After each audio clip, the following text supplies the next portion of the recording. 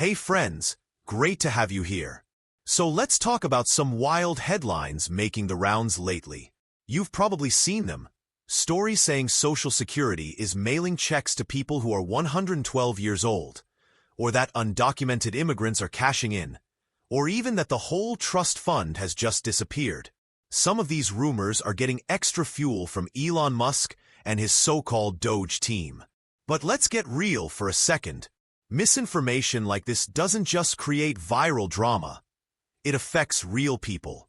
People like your parents, your grandparents, and honestly, your own retirement down the line.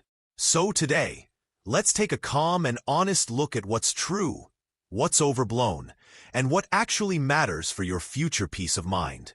Let's start with something most people don't know.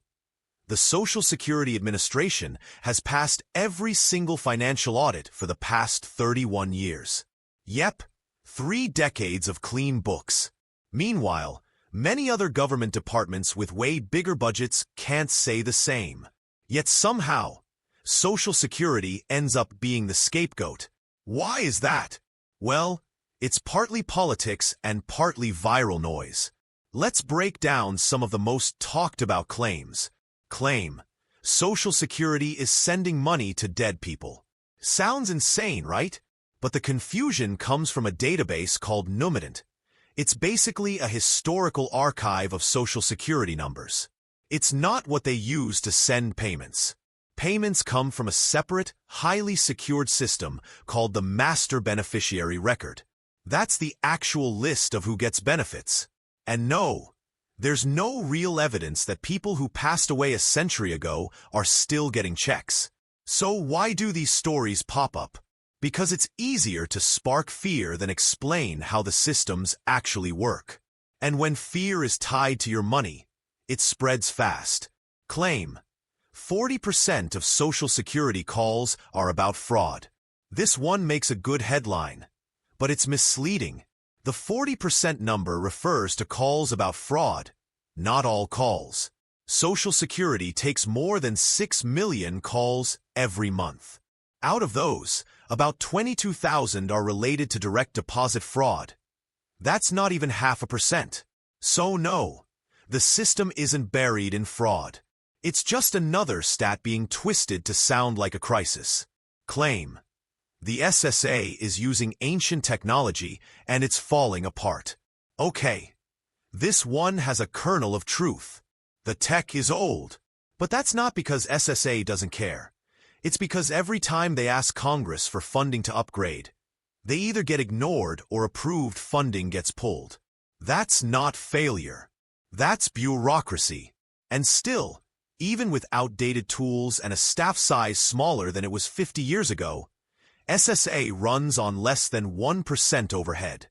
That means for every dollar it spends, less than a penny goes to admin.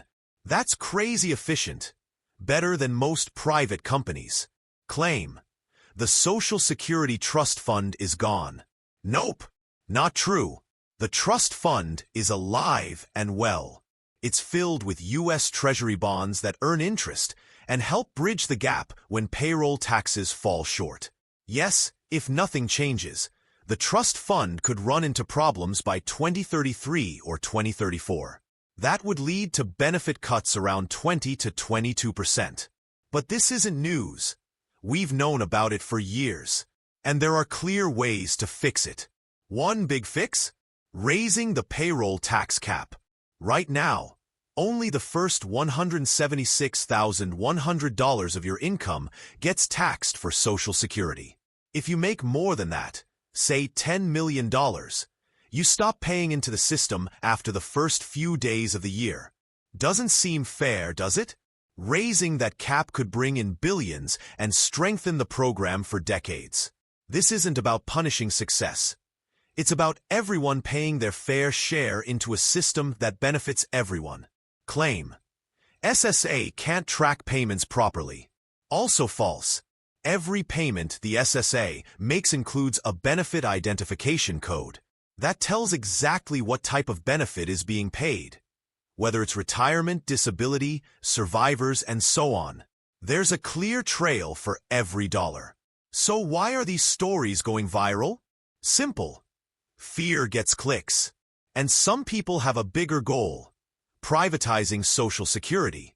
That's been a dream for certain political and business groups for decades. But turning Social Security over to Wall Street isn't a magic fix. It could turn a safety net into a risky investment account. And remember, over 11,000 baby boomers are turning 65 every single day.